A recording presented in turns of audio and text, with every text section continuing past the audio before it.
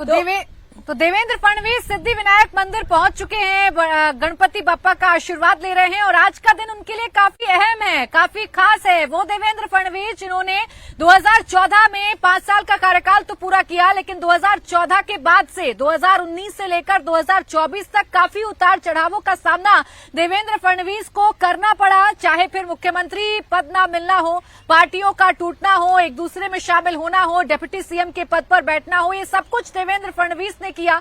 महायुति में तीनों पार्टियों के समन्वय को बनाकर रखा और आज देवेंद्र फडणवीस महाराष्ट्र के मुख्यमंत्री बनने जा रहे हैं। तीसरी बार मुख्यमंत्री पद की शपथ लेने जा रहे हैं और इससे पहले बप्पा का आशीर्वाद लेने के लिए सिद्धि विनायक मंदिर पहुंच चुके हैं देवेंद्र फडणवीस। तकरीबन 3 दशकों का अनुभव, पार्षद से लेकर विधायक तक का सफर तय किया, विधायक से बीजेपी के प्रदेश अध्यक्ष तक का सफर तय किया। 2014 में महाराष्ट्र के मुख्यमंत्री बने, 2019 में 80 घंटों के लिए महाराष्ट्र के मुख्यमंत्री बने, लेकिन देवेंद्र फडणवीस ने हार नहीं मानी। और देखिए तस्वीरों में आपको चंद्रशेखर बावनकुले नजर आ रहे होंगे।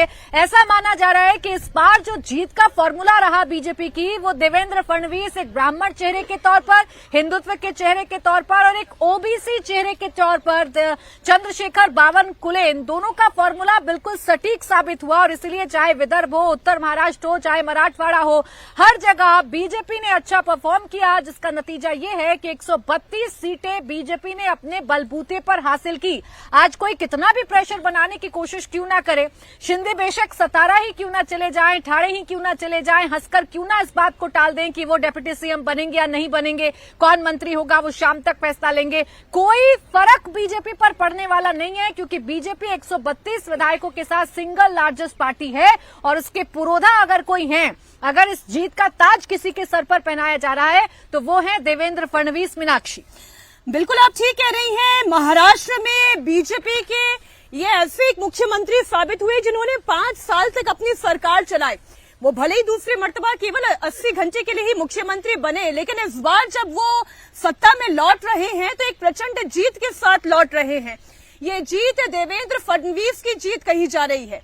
ये जीत एक है तो सेफ है कि उस नारे की जीत कही जा रही है जो केंद्र से प्रधानमंत्री नरेंद्र मोदी का दिया हुआ नारा था। ये डबल इंजन की सरकार की जीत कही जा रही है। ये महायुति की जीत तो है ही, लेकिन देवेंद्र फडणवीस की आज बार बार चर्चा करनी होगी, जिन्होंने सब्र रखा। 80 घंटे के लिए जब उन्हें मुख्यमंत्री का ये पद छोड़ना पड़ा, उसके बाद उन्होंने तय किया कि इस बार जब सत्ता में आएंगे तो प्रचंड जीत के साथ आएंगे। और यही वजह है कि बीजेपी ने इस बार उन तमाम इलाकों में भी, उन तमाम हलकों में भी जबरदस्त प्रदर्शन किया जहां पर लोकसभा चुनाव के दौरान बीजेपी को मुंह की खानी पड़ी थी। अब आप ये देखें कि कैसे काबिलियत पर देवेंद्र फडणवीस का इतना जोर रहा कि भले ही वो एक ब्राह्मण चेहरा है, लेकिन उनकी काबिलियत पर उनका नाम तय किया गया। शुरुआत बापा के दर्शनों के साथ करना चाहते हैं।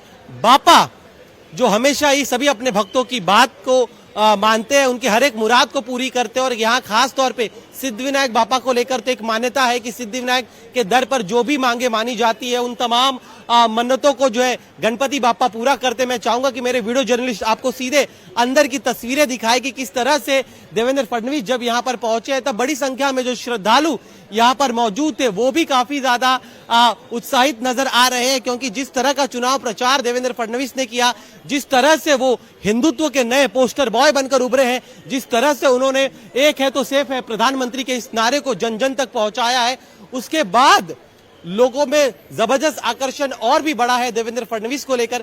खास तौर पे यही वजह है कि आज जब अपने जीवन के, सियासी जीवन के इस अहम पड़ाव पर वो है, दोबारा जब वो मुख्यमंत्री पद की शपथ लेने जा रहे हैं, तो ऐसे में भगवान का आशीर्वाद लेने के लिए वो बापा के दर पर आए हैं। गणपति बापा में उनकी बहुत आस्था है।